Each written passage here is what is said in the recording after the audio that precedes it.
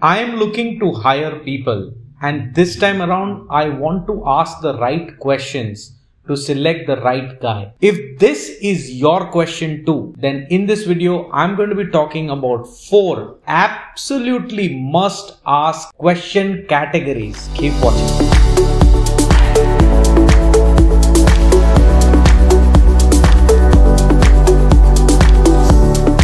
Welcome back, champions. My name is Hardik Harsora and I run a management consulting company. We help small and medium-sized enterprises adopt brilliant management practices by designing processes and automating them also. If you think that you need help on growth, people management, or simply building up your processes, then all you need to do is go on to my website, scroll down, select the relevant area you need help on, answer a few very basic questions, and there you will be able to book a free one-time consultation call with me where I can outline how is it my company can help your company propel. So when you want to hire someone, the selection process has 2 components, or in fact it must have 2 components. The first one is the interview and the second one is skill test. Well, the second one, because the name itself says skill test, the objective is very clear,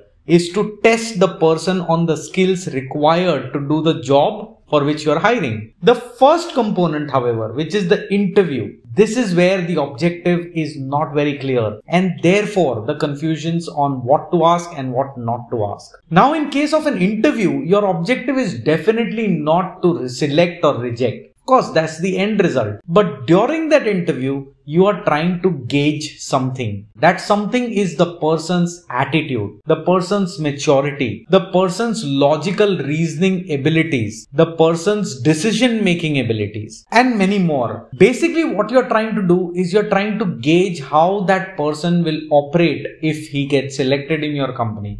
And will he be the right fit in the culture that your company has to offer? Now, if this is your objective, we need to realize something else. Realize the fact that people don't change. The past behavior is the best predictor of future behavior. And I'll tell you why. Well, all of us behave the way we behave because of our experiences, because of the goods and bads that we have created in our mind. Every experience that we have creates a neurological pattern, and that pattern is what we use every time we come across a situation of a similar type. So some people, when they are forced with challenges, they would resign, and that's the neurological pattern that they have developed. Some people, when they are faced with challenge like Mr. Virat Kohli, our lovely cricketer, they blossom because that's the neurological pattern they have created. Now let me tell you this, breaking that neurological pattern does happen, but it requires an extremely jolting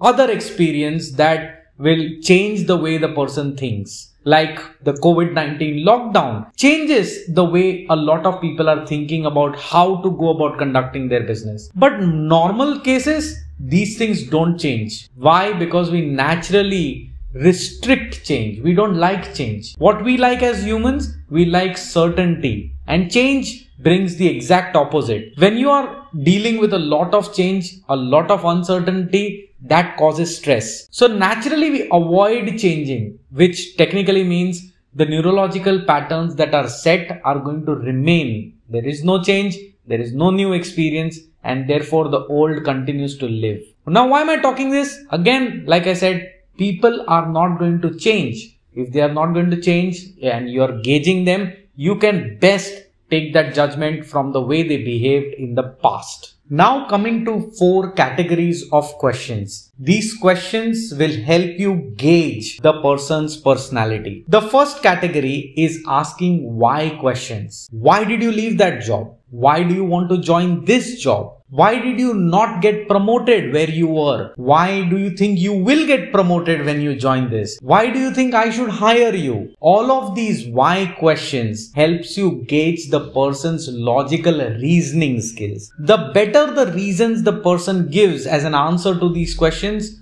the better his logical reasoning skills are. The second category of questions, I call it contrary to evidence, which means whatever evidence is shown to you in case of an answer, you ask something contrary to that evidence. It's like asking, give me 3 things that you're not good at and you're extremely ashamed of. Asking a person, well, I'm hiring you for sales, but tell me that one thing that you know you got to learn and do better on when it comes to sales, but you aren't good at it. Now, when you ask this question, the answer will help you gauge the person's maturity. See, a lot of people will give you those flowery answers. They will try and make a positive look like a negative. Well, that's not a very matured answer. A matured answer is from anybody is actually highlighting the negative that he is planning to work on, but probably haven't figured out. Well, we all know that all of us, you, me, everybody has that negative,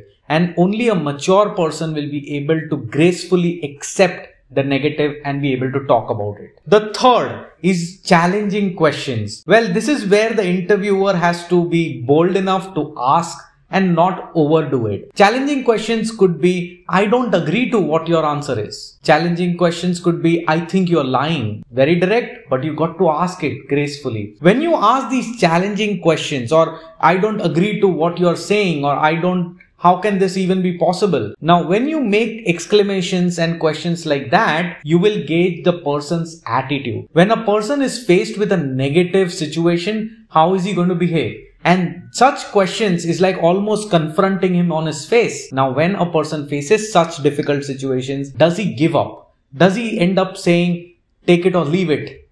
This is my answer. If you don't agree to it, I can't do much. If that's the kind of attitude, you know that this person, whenever he's going to be facing difficult situations, he's going to reject, he's going to resign. And that's not the kind of person that you want to have. The right person will be calm, will be composed, will probably ask you a question, why do you feel I'm lying?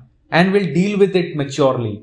You want that kind of person. The fourth one, and this fourth category is my personal favorite. I call this case study questions. Well, I write down scenarios that happen in my organization with my clients during consulting. I write those scenarios down. Specifically, when I do my reviews with my people, I make a note of the specific scenarios that my consultants had to deal with. Now, those are the exact scenarios I present to the person when I'm hiring that person, because I know he's going to face that scenario. And here, what I'm trying to gauge, I'm trying to figure out how he goes about approaching that scenario, how he goes about approaching that problem. So here the questions could be, what if you are going to be in a situation of this kind? What if the customers don't buy from you and you're a sales guy? If you're in back office, what if there is an overload of work that happens to you? If you're doing accounts and finance, what if you're getting a lot of penalty? The department is getting a lot of penalties. What if your boss does not agree to your way of doing things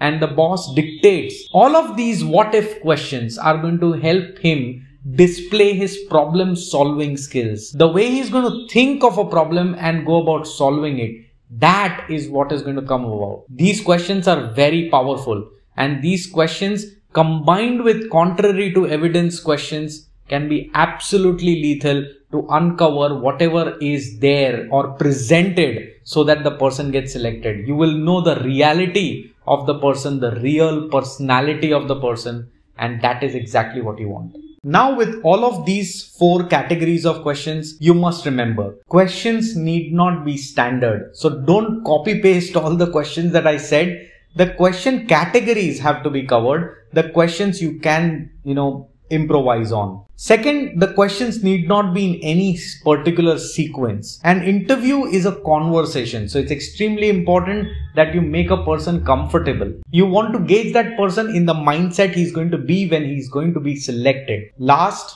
but the most important, the intensity of these questions, which means how many contrary to evidence questions are you going to ask? How many case studies are you going to ask? How deep you're going to go into that question? Well, all of that depends on the designation that you're hiring. So if you're hiring a junior level executive, you don't really want to go that deep, because that junior level executive will probably follow instructions. And a good thing to do there is to actually set up processes so that he does not have to deal with all of these subjective scenarios. But if you're hiring a leadership position, then you got to go really real deep on all of these 4 factors. A good interview will always cover all of these 4 categories very, very well. By the way, I covered all the questions that you must ask. I did not cover what you can drop. So if you subscribe to this channel, you are soon going to see a video on what are the kind of interviewing questions that people ask, but they are of no use and you must not waste your time there. So if you like this video, do hit a big fat thumbs up. Share this video with everybody who is going to be interviewing with your entrepreneur's friend. They will really love you for this video. If you've not subscribed to this channel, go break that red button and don't